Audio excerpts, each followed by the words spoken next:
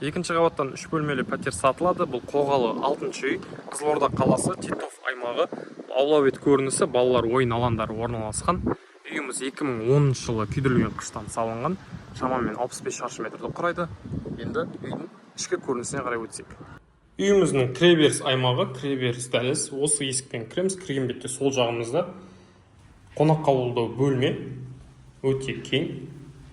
Қонақ қабылдау бөлменің балконы бар. Үйдің артқы көрінісіне қарайды. Әрі қарай бізде кірген бетте турамызды жуыну аймағы кафелденген. Мына тұста әжетхана. Былай қарай үйіміздің бірінші жатын бөлмесі. Әрі қарай бізде ас бөлме. Осы кухонный гарнитурымыз қалады. Кухнядан тағы бір балконымыз бар. Бұл балконда үйдің алдыңғы көрінісіне қарайды.